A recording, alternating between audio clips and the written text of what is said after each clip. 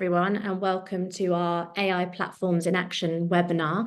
I'm Lisa, Head of Marketing at Torchbox, and we have got quite a packed schedule for the next hour.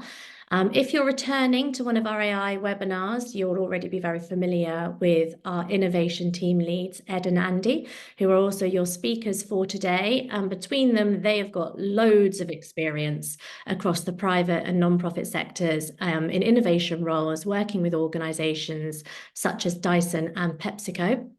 And over the last couple of years, they've been working on some really interesting projects, AI projects with our non-profit clients at Torchbox, combining strategy and execution. Some of those projects include partnering with Cancer Research UK's strategy team to explore the implications and the opportunities of generative AI within their organizational ecosystem. They've also created an AI roadmap and established governance frameworks for the CALP network. And we've created a chat RNIB AI-powered knowledge portal, which is designed to support their frontline staff. And just last week, Edd and Andy explored how AI can enhance fundraising strategies in a session with stakeholders from Oxfam's global fundraising team. And beyond all of this, Edd and Andy are also active participants in non-profit and education AI communities as well. But luckily for us, they have managed to find some time today for us and to put together this webinar as well. So they are going to show you how AI platforms can be used to enhance things like data analytics and customizing communications and creating and refining content. We have got some time for questions at the end, so we're going to save them all up rather than doing them in between. So if you can pop them in the Q&A, it helps to keep track of which ones we've answered and which ones we haven't as well. We'd love to hear your questions. I'm sure you'll have lots. Live transcript can be enabled if you need it to be. However, as we're demoing live platforms, Edd and Andy will do their best to share what's appearing on the screen, but it won't actually be included in the slide deck or the transcript. But I will be sharing the recording with you after so that you can watch it at your own pace and pause it when you need to as well. And I think that's about it. So I am going to hand over to Edd. Perfect. Thanks, Lisa. As Lisa says, jam-packed today. So we're going to be doing a primer and some principles around artificial intelligence, and then we're going to be doing the live platform demos. We will be running quickly through the principles piece so that we can spend more time on the demos, but it would be remiss of us to not make sure that everybody has a bit of a foundation of what this artificial intelligence thing is. And just as a recap, it's a tapestry of different technologies, of which generative AI is one of the pieces. So we're obviously mostly focusing on generative AI today. In fact, we are only focusing on generative AI today when it comes to the demos, but that is part of a broader network of machines and platforms. And I'm not expecting anyone to be able to read this slide, but just to show the thousands and thousands of teams, organizations, products in this machine learning, artificial intelligence, and data world. And this has enabled us to have machines that can learn and adapt, understand language, speak, hear, and see, plan and schedule, automate tasks, and emulate deep expertise. In fact, at Torchbox, we've taken to using a shorthand, which is that AI they are machines, or it is a system. Sorry, we use AI as a shorthand for machines or systems which can do tasks that typically require human intelligence, right? That we would expect humans to need to do. And this is a big deal, right? Academics, practitioners, business owners are all talking about how big a deal this is. Mustafa Suleiman here is our person that we've chosen because of the coming wave that he co-authored last year, a fascinating book, which if you haven't had the chance to read, I really recommend. He says in 1996, 36 billion people were using the internet. This year, it will be well over 5 billion. And that's the kind of trajectory we should expect for AI, only much faster. And in fact, we have started to see this, right? ChatGPT, which let's remember was GPT 3.5 as the model. It was the less capable model than we have today. Only took 3 months to get to 100 million users. far faster than TikTok, a factor of 10 or more faster than Facebook, and mobile phones and the internet.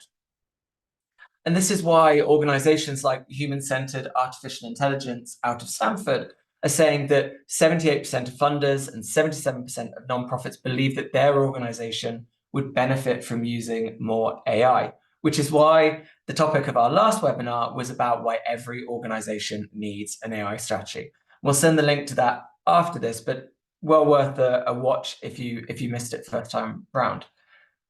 I'm going to hand across to Andy, who can talk about 5 organizations that have already started implementing AI into their systems. Perfect. Thank you very much, Ed. So as Ed mentioned, we're seeing more and more non-profit organizations openly discussing their use of generative AI. And what we're starting to see emerge is quite different across the spectrum of different types of nonprofits and the sectors deploying these technologies. So I'd just like to share a couple of these before we demo our platforms. So the first example is Breast Cancer Now. So we work with them on their digital marketing activation of this incredible campaign called the Gallery of Hope. So this exhibition displayed at the National Portrait Gallery combines the work of world-class photographer Gillian Edelstein with generative AI to visualize the future hopes of 10 people living with breast cancer. So these frame photos at the bottom you see at the bottom aren't photos at all. They are AI generated, so photorealistic images of moments that these 10 people hope to see in the future.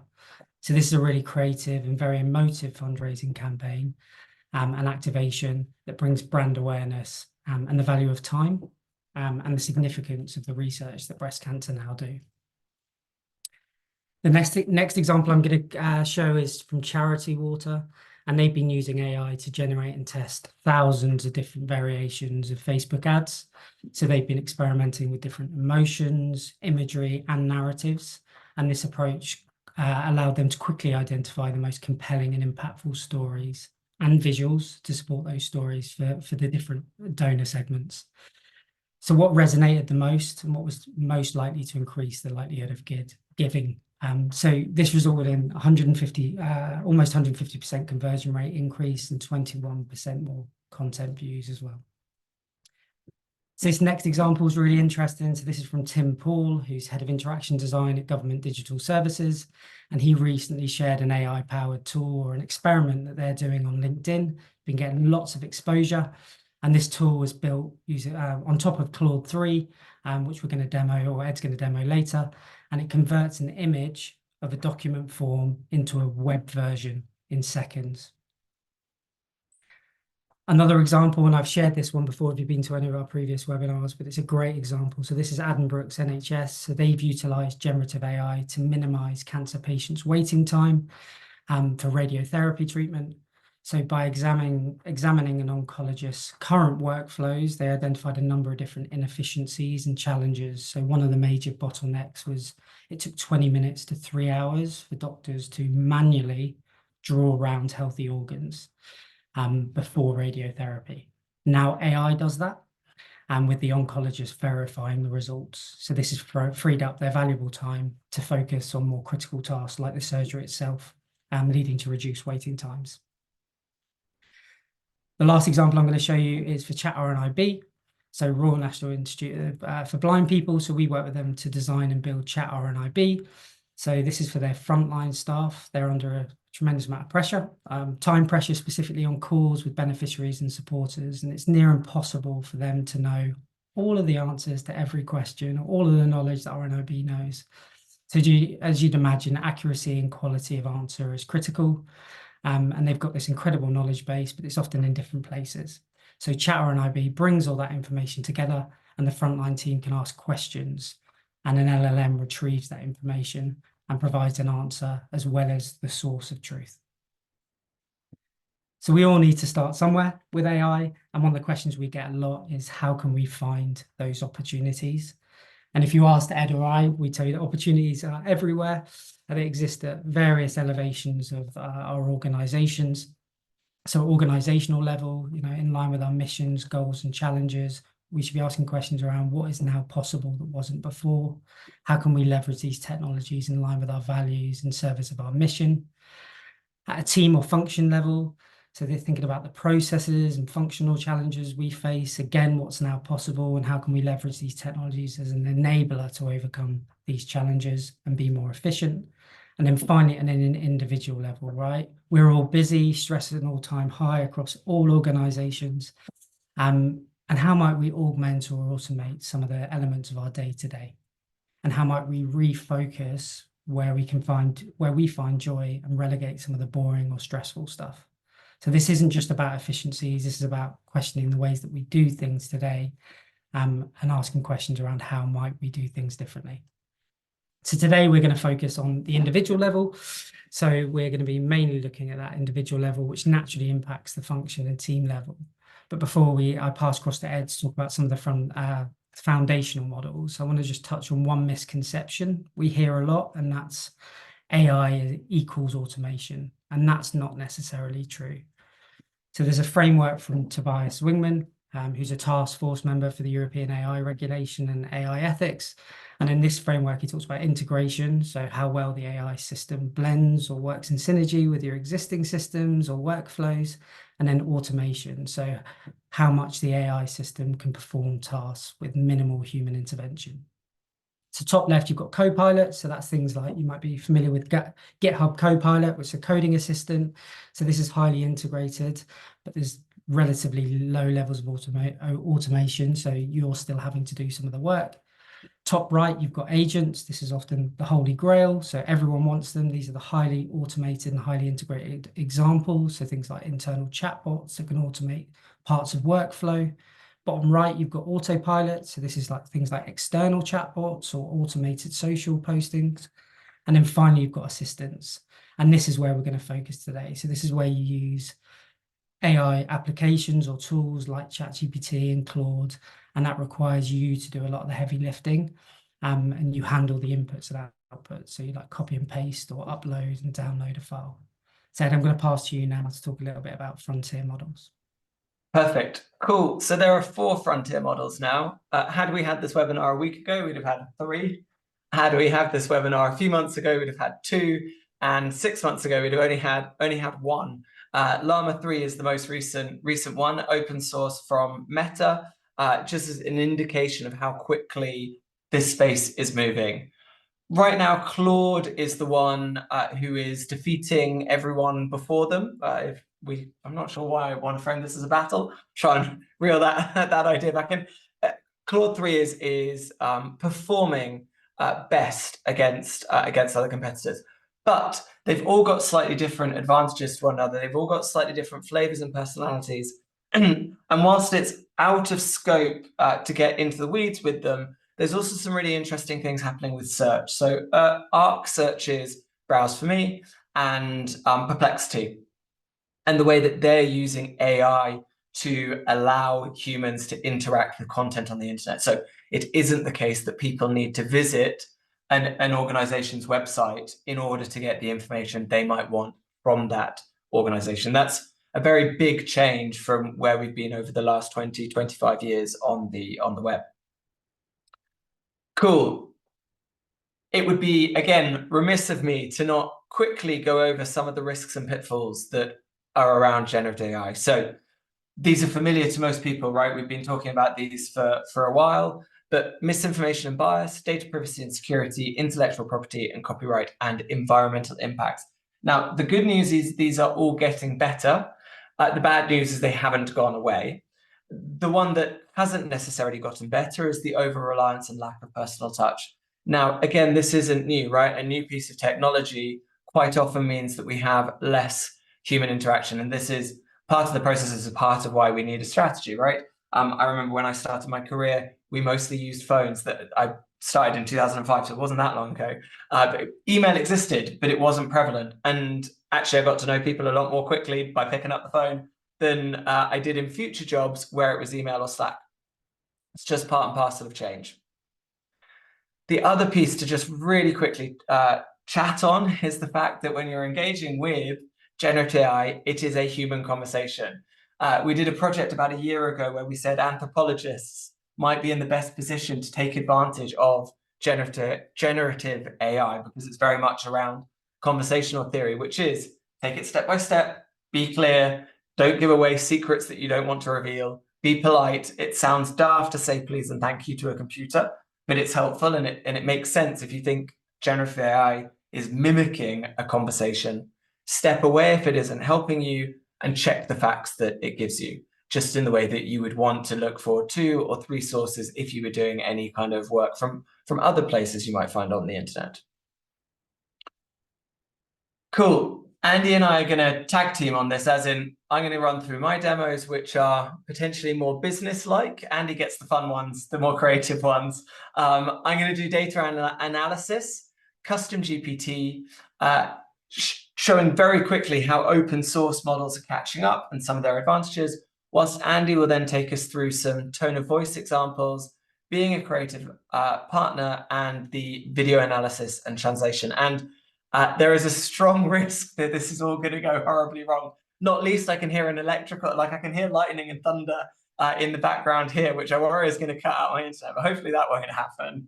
I can see the panic on Andy's face. But yeah, generative AI has a bad habit of being different every time we demonstrate it, which is part of the joy of it. But we will figure that out as we go along. I am going to start sharing my screen, which is this. So I'm going to share my entire screen. Hopefully you can all see what I'm seeing, and I'm going to jump into Claude. So you can see that I've already uploaded the Netflix data here because I had a bad habit of forgetting to upload the data when we were doing our dress rehearsals.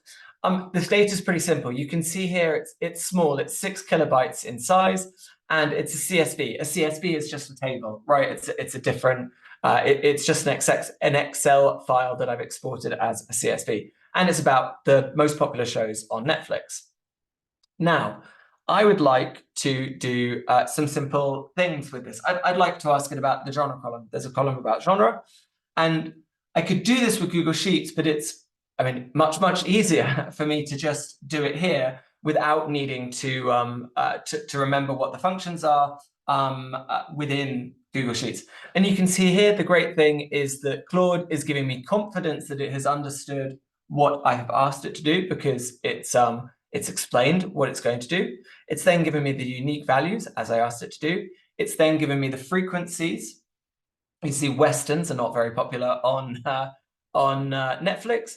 And then it's given me those frequencies of genre listed first. Not game-changing, but certainly a real help in terms of time. You can see how you might be able to use it with some of your data in real life. I'm going to ask it to do something slightly more complicated here. I'm asking it to compare 2 different columns to one another, right? So average runtime against the rating that someone has given them. And then I've asked it to give me the results in a specific format. So before, it just gave it to me however it wanted to. It gave it in text. This should give it to me as a table that I could go and copy into a Word document to use elsewhere. Again, Claude's giving me confidence that it has understood what I'm looking for. It's saying that it's going to convert the runtimes to minutes, convert shows to the 2 rating buckets, etc. And what we can see is that those that get a rating of 8 or more have a much longer average runtime compared to those that are between 7 and 8.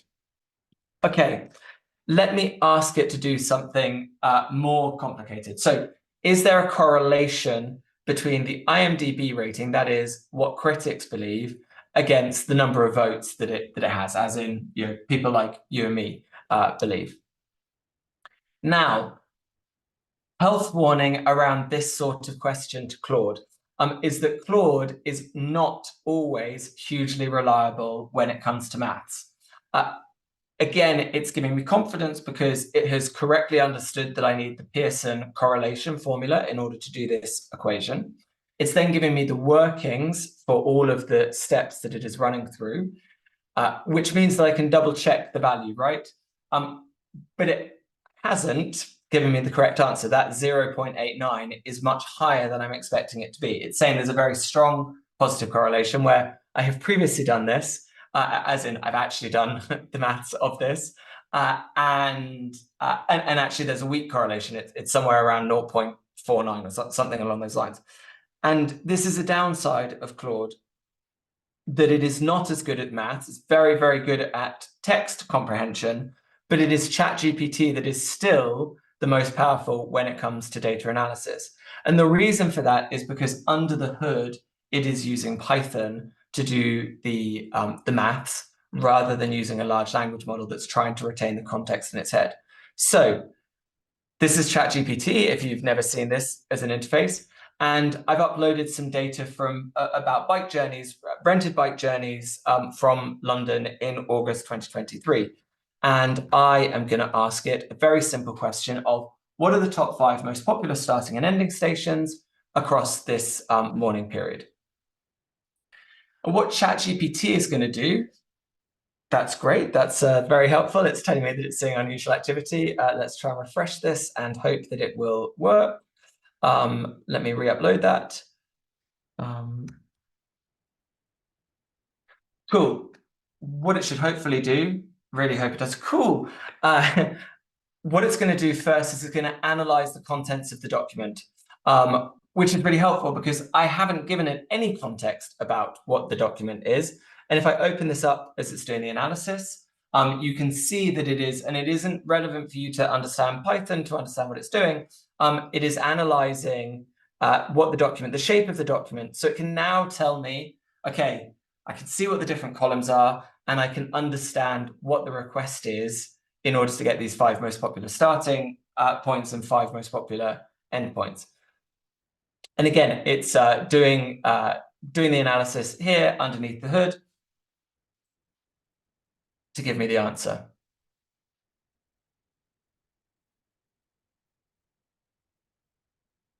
So that's cool. Waterloo is the most popular, and Bank is the most as a starter, and Bank the most popular for the destination. And the nice thing, again, unlike Claude, where I couldn't see the true workings underneath it, we can see that here with ChatGPT. And this won't be particularly interesting. The other nice thing about ChatGPT is that I can visualize this data in a chart. Now, it can do this one of 2 ways. It's currently using Python. It can also use the image generator, but that can go weird and wonderful. So much better when it is using Python. So that's currently analyzing, and a not very interesting chart comes up, but we can see the differences in the starts and the ends, and that Waterloo is by far and away the biggest of any of the places. So again, not rocket science, but this has taken us 30 seconds to do this analysis in a way that we wouldn't have previously been able to do. Cool. What I would like to show us now are what are called custom GPTs.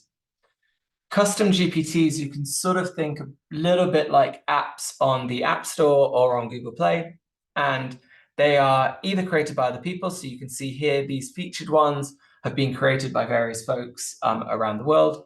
And there's a team, we have our own GPTs in the background that we can work with. And the one that I am just going to show very quickly, and unfortunately I don't have time to get properly into the weeds of how we do a custom GPT, that would kind of be its own session on its own. Very quickly, the interface looks like this, where I've given it instructions and I've given it what's called knowledge. So here I've given it the a funding request. I've given it a fictional history about an organization and a fictional financials document.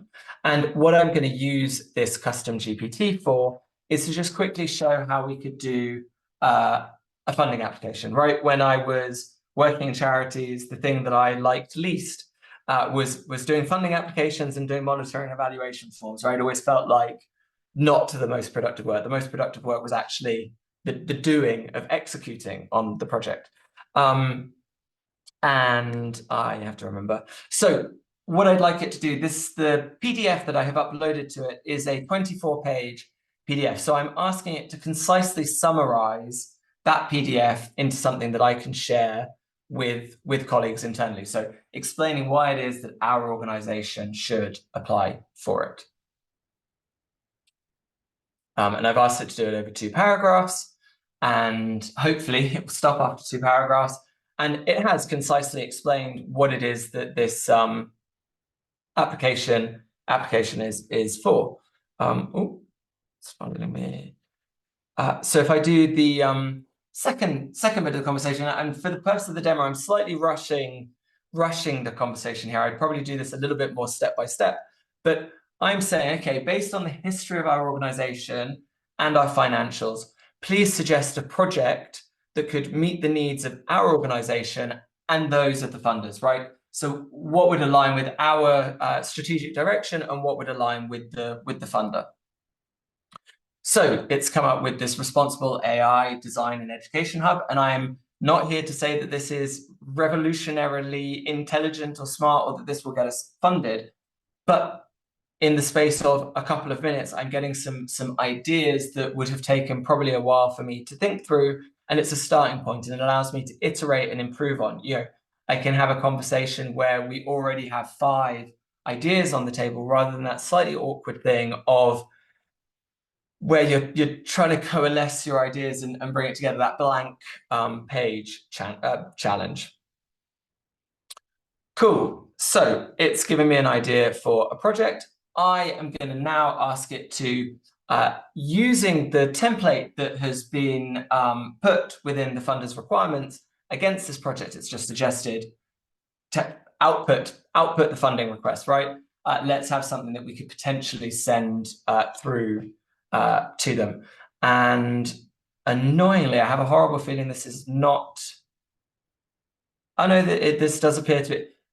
This is the challenge with AI. Sometimes you are not 100% sure whether it is doing what it's supposed to be doing. It is doing what it's supposed to be doing. That bid summary is not relevant. That isn't a request. But the introduction rationale, objectives, expected outcomes, the methodology all is.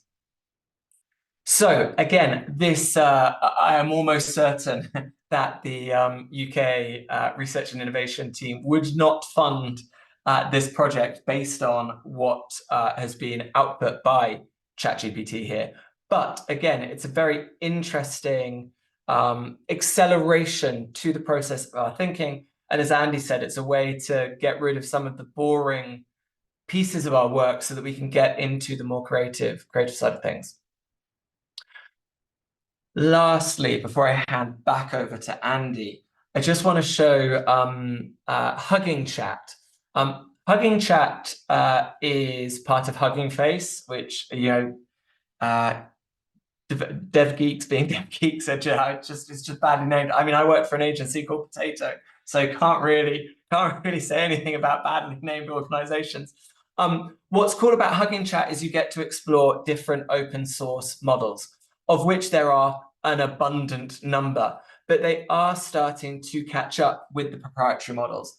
Now, Microsoft's Phi 3 Mini is very interesting because it is tiny and it uses very, very few resources, but it is already performing better than GPT 3.5. So let's remember, this is the GPT 3.5 was the model that kicked everything off 18 months ago, had 100 million people using it after 3 months. And Phi 3 has already gotten ahead of it, but using 20 times fewer resources than OpenAI was. And I have completely forgotten what, hopefully it's this. Good.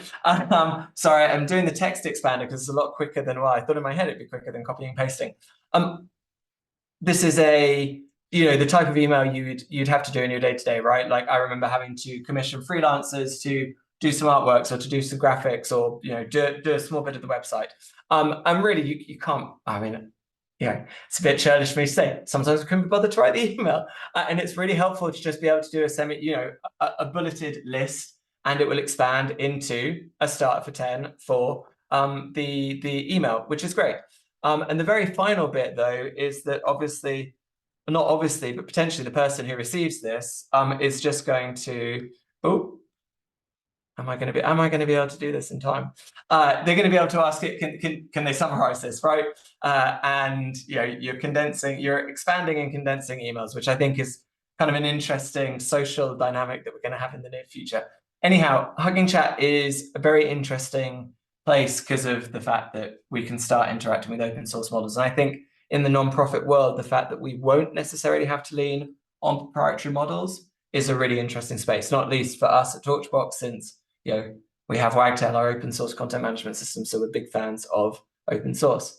With that, I will hand back across to Andy who can do some more creative things.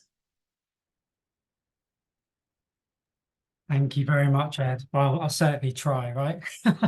So this next example that I'm going to show, and I just wanted to touch on one question that was in the chat. So we are showing the pro models and the paid for versions across these because they are how you unlock the most advanced frontier models within all of these. They all are around $20 a month. And this, the one that I'm going to show you now is Claude. So a question I get a lot from Lisa and our marketing team, as well as fundraising and marketing teams we work with, are how good are large language models at analysing and replicating a specific tone of voice? So up until now, it's been pretty ropey, but I'm going to put Claude to the test today, and I'm going to let you decide how good it is. So I've chosen Oatly. It's got a pretty distinctive tone of voice, whether you love them or hate them. So I'm going to ask Claude to analyze the tone of voice, create a new product copy for a website, and then create a social media post as a result of some new products. So you've seen what Claude looks like. You go in and you'd ask a question. So I've pre-prepared this for speed. But I'm asking Claude to act like a world-class brand strategist and copywriting expert. I'm going to ask it to analyze some images, which I've literally taken a screenshot. So this is an advert, an Oatly advert. This is a screenshot from their social media that I think encapsulates their tone of voice. And I've also uploaded a document. I've literally just dragged and dropped this. That is examples of Oatly's tone of voice. Now I'm asking for a summary for a new marketing team member, and it should include everything that enables them to communicate effectively and authentically. And I'm asking to capture the personality and style of this. And also I missed what I should, it's really important. Thank you. So we're going to add that and we're going to see how Claude comes back. So you'll see here it's thinking, if you want to use that term, and it's giving me confidence that it's understood. It's acknowledging the different examples, and it's saying it's analysed both the images and the copy, and it's then giving me a summary, right? So it's telling me about the personality. So saying that Oatly has an unconventional, quirky, and irreverent and self-deprecating personality. It certainly does. It's given me information on the tone. So it's casual, conversational, and humorous in a heavy use of wordplay. It absolutely does. This is incredible. This is from some images and just a few pieces of copy. It's given me some marketing or messaging themes as a result. And it's telling me some more details around the language as well. So I think that's pretty good. Obviously, if I was on Oatly's marketing team, I might want to refine that. And I don't have loads of time today, but you might go back and forth a little bit to refine that. I'm now going to ask something completely different. So Ed and I had a bit of fun before the workshop, and we've made up some brand new fun vegan flavored ice creams. So I'm now going to ask, I'm going to say, brilliant, thank you. And we're launching a new ice cream range. There's going to be 4 vegan flavors. But interestingly, Oatly has a really interesting way to showcase their products online. So I'm going to see if Claude can replicate this. And I love a shortcut. So I'm not even going to give it a description. I'm just going to take a screenshot of this. And I've prepared a couple of these earlier. And I'm going to go back in and I'm going to copy a couple of these examples of products that exist on their website. So let's see, as you see, I've just dragged and dropped them, and I'm just telling it that you can ignore the ingredients section. We've got that covered, but can you please replicate the information for each of the ice cream flavors? And I want it to do that in the tone of voice. So let's see what comes back. It's different every time. Because of the way large language models work. So it'll be interesting to see what comes back. So we've got out of this world chocolate orange. So it's describing it as an incredibly smooth oats ice cream that will transport your taste buds to another galaxy, or maybe just a Milky Way, but still. And I won't read this out for everyone on the screen, but it does encapsulate. Is it perfect? Probably not, but it's certainly a starting point to be able to build on and explore a little bit further. But it has taken a lot of the essence of that analysis and applied that. And this is Claude's by far the best content copywriting tool that we've come across as well. So brilliant, that's great. I'd probably refine that a little bit. So I'm going to say, great, thank you. We're going to launch our new range on National Ice Cream Day. Can you create a social media post for us in that tone of voice again? So it's thinking, you see it's doing its thing. It's pretty quick in the response as well. So it's given us a social media post that captures Oakley's playful and quirky tone. OMG, it's National Ice Cream Day. And you know what that means. Our brand new oat-based ice cream range has landed in the UK. So again, it's taken that and it's building with all of these large language models.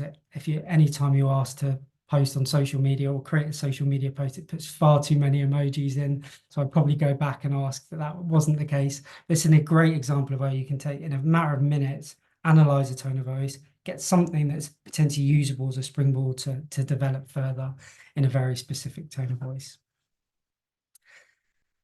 So the next one I'm going to show you is using ChatGPT as a creative partner for idea generation. There's a lot of controversy around whether AI can be creative.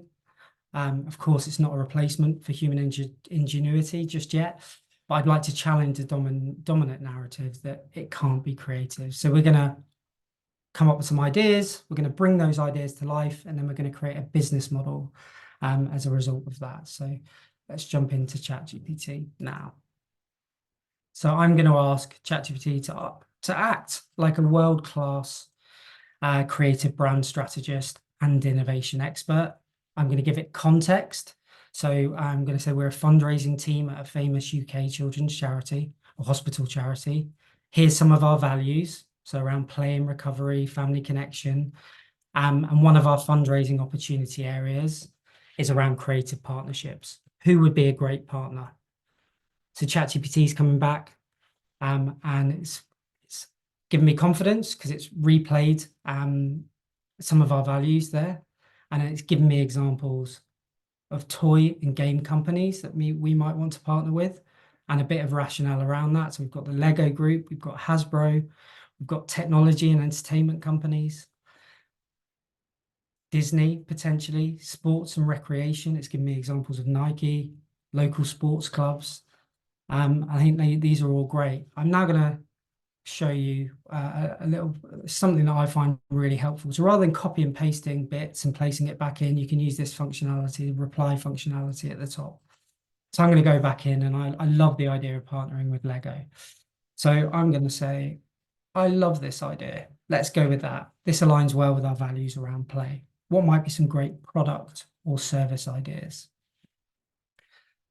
So again, if I had a bit of back and forth, I might want to have a bit more time. I might want to investigate some of these further. But again, ChatGPT is coming up with some ideas here. So custom Lego sets, hospital themed, recovery story sets, Lego therapy programs. Not sure how that aligns necessarily with the fundraising goals, but it's a fantastic idea nonetheless.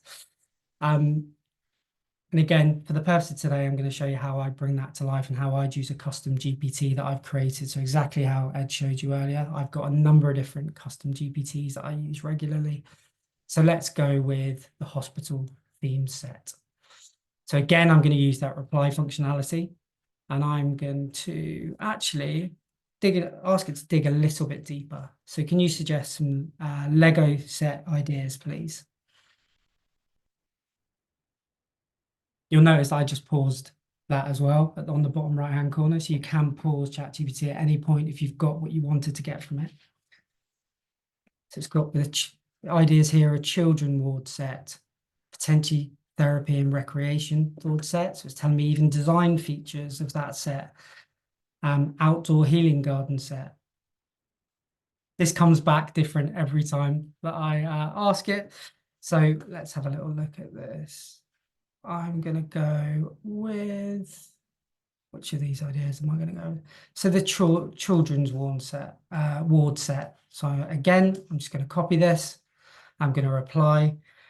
And within this, I'm going to show you, I've just hit the @ symbol in the taskbar, and that allows me to get my custom GPTs. So I'm going to use a visualizer. So I've created a visualizer GPT in advance. So I want to bring this to life now. So I'm going to ask ChatGPT, or my custom GPT, please, can you bring this idea to life in the style of a world-class animation visualization style? I'd like a family playing with the set and the Lego box to be in the foreground. Let's see what it comes up with. Again, images take a little bit longer.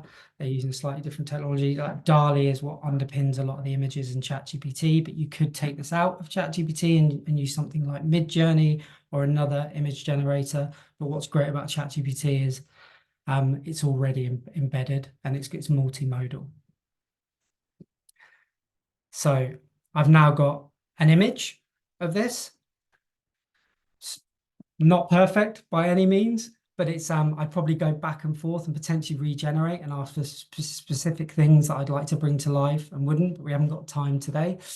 So I've got an image, and now I'm going to show you how I'd use another custom GPT. So again, the @ symbol, I'm going to ask a value proposition crafter. So here I'm going to ask it to write a compelling customer-facing value proposition for this idea. So bring that to life. Okay, and again, I've trained this GPT to exactly what I want. So I've got an image now. It's given me a really good, compelling customer-facing value proposition. Give me all the details, a percentage of how this might work and what might be interesting and engaging for a potential customer. I'm going to pause that there in the essence of time, and I'm going to now use a business designer. So what I'd like to do now is to explore a desirable, viable, and feasible business model for this idea so that we could actually fund it, right, and make it happen. So let's see what happens as a result. So I specifically asked to use the business model canvas from Strategizer, which is a well-known tool, and it's going to break down. I've asked for it in a table, so it's going to give me the results in a table, and it's now breaking down every single element from the business model canvas. So it's telling me who my customer segments might be, what the value proposition is, what the channels are. Again, this is not going to be finalized. It is not going to be perfect, but it's a starting point. So in a matter of 5 minutes, we've been able to go from who is even a partner through to here's some ideas of partnerships, here's some ideas, here's a value proposition, here's an image. And just to give you a point of reference, I've been creating these in the background on my test run, and this is how different these images have come and how these different ideas have come to life. Essence of time, I'm now going to show you Google Gemini. So Gemini, this is Gemini Advanced. It's currently free for 2 months, so anyone can sign up for 2 months free. And this is their most advanced model for about $19 a month. That's how much it will be after the 2 months. What's really interesting about Gemini Advanced is actually its big token window. So by tokens, we mean think about them like syllables. It can read a lot, up to 1 million syllables. And it's really good to analyze things like video and also for translation. So Ed mentioned earlier the webinar that he and Lisa had done in the past on AI strategy. So I'm now going to ask Gemini Advanced to analyze that YouTube video. So I'm going to give it context. I'm a charity leader. I would like Gemini to analyze this video and provide me with a detailed summary and the key takeouts that I can share with my team. So it's analyzing that YouTube video rapidly. And it tells us that that video is how non-profit organizations can develop an AI strategy. Bearing in mind that this wasn't in its data set, this has gone in and looked at that YouTube video. And Ed Baldry, sorry, Ed, spelled your name incorrectly, argues that AI is not just a buzzword, but a real technology that's having a big impact on society. It's given us lots of other information here and key takeaways for charity leaders and how AI is a powerful technology.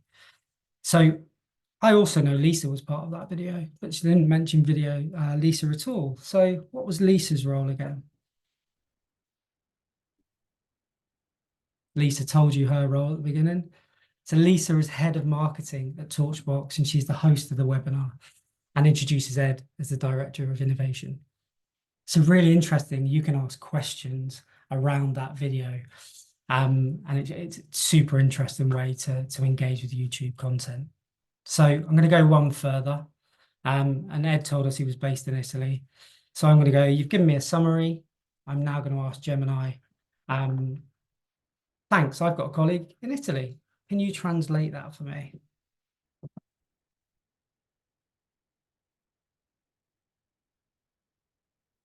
Oh, it's translated that. I actually should have said, can you translate the summary for me?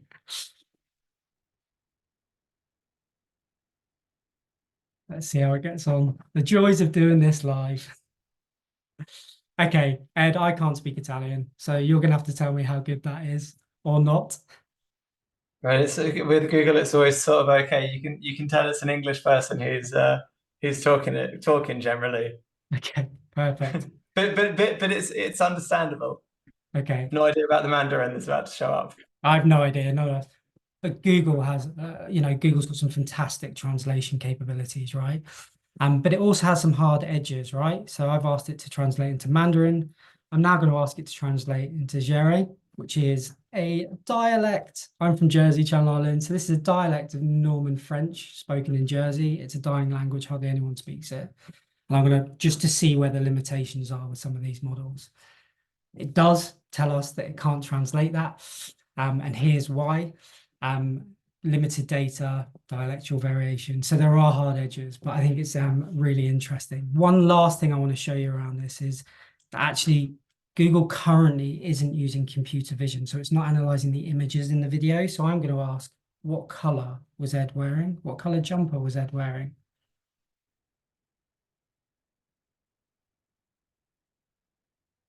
And it couldn't find any mention of the color of Ed's jumper because it's actually currently analyzing the metadata inside that video. So it's not necessarily using computer vision, which is really important for us to understand. Nonetheless, it's still able to analyze that content, and it's a really interesting application. Just conscious of time here, and then we're all going with it. The last thing I'm going to show you quickly is Perplexity. So Perplexity is an AI-powered search tool. Again, there's paid for features. I'm not using a paid for version. I'm using a free version. There was a recent study done by The Verge that said 61% of Gen Z and 53% of millennials are using AI tools in place of search engines, which is a really incredibly important thing for us to be thinking about in the sector. So the great thing about Perplexity is that you've got the power of a large language model and search capabilities, and you can search things like academic papers, writing, or the whole internet. So to give you an example, I've clicked on Pro here. You get 6 free Pro searches in Perplexity. I'm going to ask a question. So I'm saying we're a mental health charity exploring funding for art installations that bring awareness to our mental health crisis. What grants are available in Bristol, where I am, for 2024? So the Pro Search, you get a question back. So it's saying, are you looking for all types of grants or specific ones? I'm looking for any grant. I'm looking for any money that we potentially might be able to get to be able to look at that. So I'm going to send that back. And what the Pro Search is doing is it's understanding the question. It's searching the web. So it tells me what it's done. So there's 4 steps. It's searched the web. It's found 20 sources. It's analyzed all of those sources, and it's given me an answer. So from that, it's told me exactly what grants are available in the Bristol area, the grant size, the eligibility, application, and it does that across the board. And you can go back and forth and ask follow-on questions. In the essence of time, I'm going to pause there and I'll pass back across to Ed quickly just to round up. Andy, can you share the slide so I can You absolutely use the remote control? So yeah, super quick so we can answer some questions. Oh, I'm just going straight to, okay, cool. Yeah, there was also a demo for Arc Search, but we will skip over my attempt to find pancake recipes whilst having 2 small children hounding me for said pancakes on a Saturday morning. Worked very well though, it dug me out of a deep hole. This is all just the tip of the iceberg, right?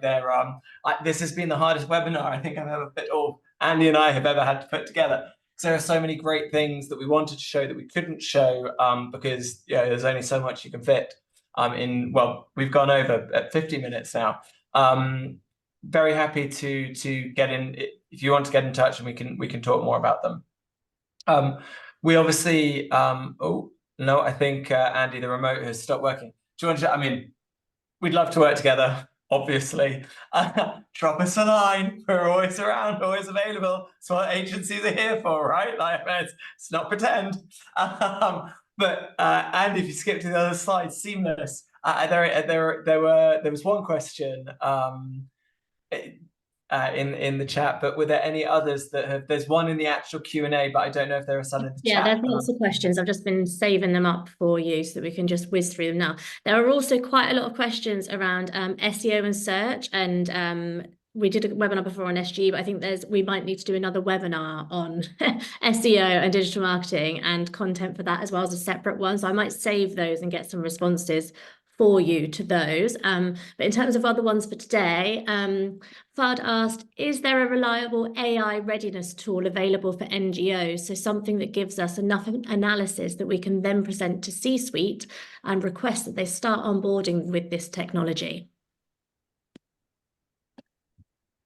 No is the quick answer. We at Torchbox, part of the AI strategy piece we've done is a maturity score essentially around AI to help model that for organizations. So piece of work that we run through with individual contributors and then also the C-suite.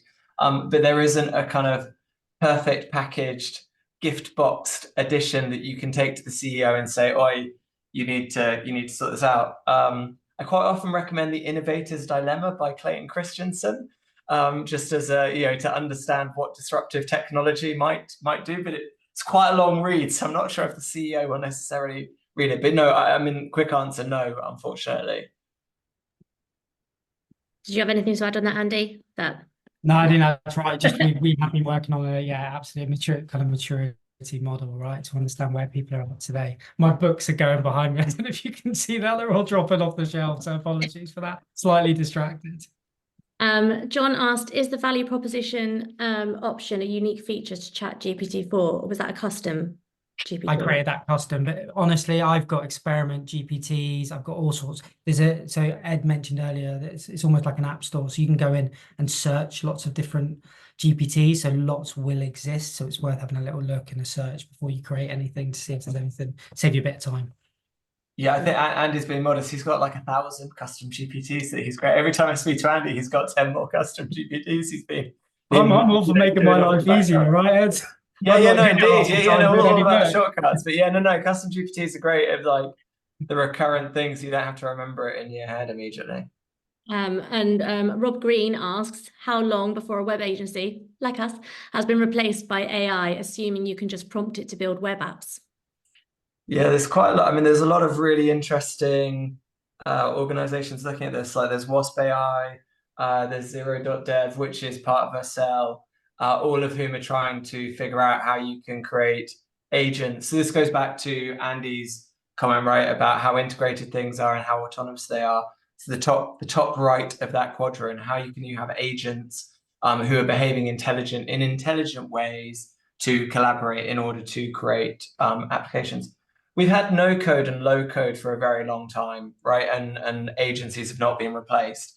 There is a mindset and a way of thinking that seems to be required in order to build things that will, actually create value and last for a long time. One of the things I've noticed with code generation from generative AI is it is very good at creating lots and lots and lots and lots of line of code, which becomes less and less performant over time. We didn't have time to do a code demonstration today, and I could have shown a very quick app being built. There's a big difference between doing a quick one-page app through to an actual, the equivalent of a hospital, right? Easy to do a garden shed with generative AI. You cannot do a hospital yet, right? In terms of complexity. But it's becoming more performant all the time. So it's an interesting challenge. We'll evolve with it. That's what we'll do. Somebody who's asked about getting trustees on board who are skeptical seems a challenge. So similar to the other one, I understand the importance, but getting others on board, can you offer any advice on how they can do this? Andy, do you want to say this one? I feel like I'm talking. Yeah, I think we've had that question a lot, right? So again, part of it's around knowledge, and we've been coming in and talking to different teams, like fundraising team last week at Oxfam. It's around understanding the art of the possible, getting people excited, but also sharing some of the risks, right? And Ed's been doing a lot of work with the CALP network as well around governance frameworks. It's about providing people that the right knowledge of these technologies and a space to ask questions, right? Because it's so uncertain and unknown for many different people. So it's about bringing people in. So sorry, Lisa. And so Kath just said as well that if you can show other examples of how people are using it, I think that's really reassuring, because sometimes it just seems so overwhelming. But if you've got actual examples of what people are doing and how they're adopting it, then it makes it a bit more accessible as well. Yeah, there's definitely that we sometimes have the tension in work that projects we're doing with customers are like, well, who else has done this? No one wants to be the first to jump, right? Everyone kind of wants to be the fast follower. One of the bits that I have found to be most useful is having change conversations, so conversations about how things have changed in the past and how they might change in the future. We always sort of think that we now are, right? We will be this thing forever and ever, for endlessly. And then you look back and you're like, oh, well, actually quite a lot has changed in the last decade, 5 years, 20 years. In the strategy webinar we did 6 weeks ago, I was talking about a charity I worked for that didn't make it onto the digital train, and it did not end, the charity ceased to exist, right? That if we don't change with the times, then we can provide less value for the beneficiaries that we work with and the communities that we're trying to serve. So I think that's the big challenge. Brilliant. Thank you very much, Ed and Andy. I'm going to hold it there, but I will get back to the SEO questions. And it looks like Nick had a phantom question, which is a bit random. That there was a question from Nick, but you said that it was generated by a phantom. Anyway, interesting. We'll end on that note. Thank you very much, Ed and Andy. I will share the recording with you after as well, and I'll try and link to any of these frontier models that we've listed and why they're good for nonprofits as well. If there's anything else you need to know, just reply to me and ask some more questions. But thank you very much, everybody, for joining us today. Hope to see you soon. Thanks, everyone. Thank you. Bye. Bye.